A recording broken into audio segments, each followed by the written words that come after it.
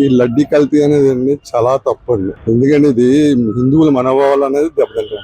Next ఏంటంటే ఇప్పుడు దాకా ఎన్నో రాజకీయ పార్టీలు వచ్చాయి, ఇప్పుడు కూడా తిరుపతి మీద ఎప్పుడు ఇష్యూ కాదు, కానీ ఇది అయితే మనకి చాలా రాదు. అసలు దేవుడితో ఇలాంటి పరచకాలు ఆడితే ఎటువంటి ఫలితాలు అంటే ఆల్రెడీ మాజీ సీఎం రాజశేఖర రెడ్డి గారిని చూసాం.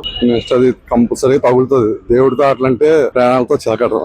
వాళ్ళిద్దరు కూడా ఒప్పుకున్నారు కదండి, జోగి రమేష్ రోజా గారు ఇద్దరు కూడా కదండి, మేము దేవుడితో చిలకాటం ఆడతాం అని చెప్పి వాళ్ళిద్దరు ఓపెన్ గా మాట్లాడుకోవడం జరిగింది. జరగాలండి.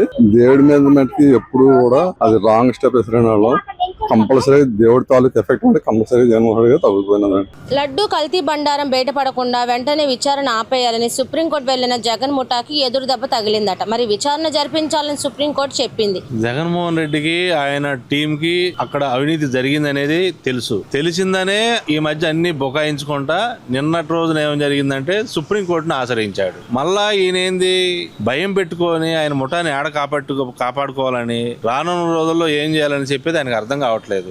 జగమేనడు సత్యం వెంకటేశ్వర స్వామి ఆయన ఎప్పుడు తప్పు చేస్తే క్షమించడు ఎవరిని. వీళ్ళందరికీ గుండెల్లో గబ్బులయ్యి భయపెక్కింది. ఇప్పుడు ఈ కల్తీ లడ్డు విచారణ వెంటనే ఆపేయాలని సుప్రీం కోర్టులోని జగన్ తాలూకుల మనుషులు పిటిషన్ వేస్తున్నారు. కానీ సుప్రీం కోర్టు అనేది విచారణ ఆగడానికి లేదు, కొనసాగించాలని కూడా ఎట్టకేలకు చెప్పేసింది. అసలు జగన్మోహన్ రెడ్డి కల్తీ చేయలేదంటున్నాడు, మరి ఎందుకు ఇవన్నీ వేస్తున్నాడు అసలు? సరే, ఈ కల్తీ జరిగింది, వాస్తవం అది అందరికీ తెలిసిందే. వాళ్ళు ఏదో తప్పించుకోవడానికి నాటకాలు ఆడుతున్నారు, ఒకరి తర్వాత పిటిషన్లు వేస్తున్నారు. అది చాలా తప్పు. 7 కొండల వాడితే ఎవరు ఎటకారాలన్నా అటు అనిపిస్తారు, తప్పగా ఈ జన్మలోనే అనిపిస్తారు. అసలు ఎందుకు సార్ జగన్మోహన్ రెడ్డి భయపడుతున్నారు? ఇలాగా ముందుగానే చేసినవన్నీ పైకి వచ్చేస్తే ఏముందని అధోగతి పాలు ఇప్పటికే అయిపోయింది. 151 నుంచి 5 పోయింది, 11కి వచ్చాడు. ఇంకా అనిపిస్తారు. వాళ్ళు ఏంటంటే ఏదో విధంగా తప్పించుకోవడానికి అవకాశం ఎదుగుతున్నారు. అన్ని మూసిపోతున్నాయి, ఓటీని ఫైనల్ గా శిక్ష అనిపిస్తారు. 7 కొండలు అంటూ ఎవరు ఏం చేసినా దాని తల్లి ఫలితం అనిపిస్తుంది కంపల్సరీగా.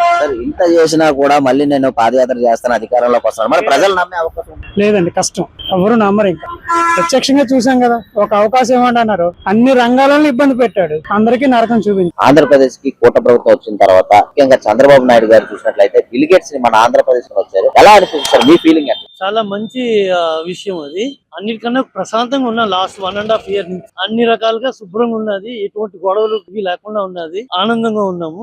ఇంకా మూర్ఖులు ఉన్నారని నాకు అర్థమవుతున్నది. కొంతమంది ఇంకా వెనక పడుతున్నారు. అది మరి ఇంకా వాళ్ళకి భగవంతుడే వాళ్ళకి బుద్ధి చెప్పాలి. నారా లోకేష్ గారు పనితీరు అనేది ఎట్లా ఉంది? ఒక ఐటీ మినిస్టర్, ఎడ్యుకేషన్ మినిస్టర్ ఉన్నారు, అనేక రకాల కంపెనీలు చేస్తున్నారు, కోకనజ్ అంటూ ప్రారంభోత్సవం చేశారు. ఎలా అతను మంచి యూనివర్సిటీ నుంచి MBA చేసుకుని వచ్చాడయ్యా. అతని గురించి ముందులో తెలుగులో కొద్దిగా 1-2 శబ్దాలు ఏవో అటు ఇటు అయ్యాయని అతను పప్పు అన్నారు. ఇప్పుడు ఏంటయింది? అతను చూడండి, అతను మాట తీరు అది ప్రతి వాడికి కొద్ది టైం పడుతుంది సెట్ అవడానికి. శుభ్రంగా సెట్ అయ్యాడు, స్టేట్ ని మంచిగా నడిపిస్తున్నారు, ముందుకు వెళ్తున్నది. మా అబ్బాయి US లో ఉన్నాడు. వాడు చెప్తున్నాడు, మా ఫ్రెండ్స్ అందరూ విశాఖపట్నం అంటున్నారు. ఎప్పుడైతే గూగుల్ ఇదయిందో, ఫైనాన్షియల్ క్యాపిటల్ అయిందంటే నేను వచ్చేస్తానప్ప ఇక్కడికి. ఇంకా అంత అభివృద్ధి చెందుతున్నది.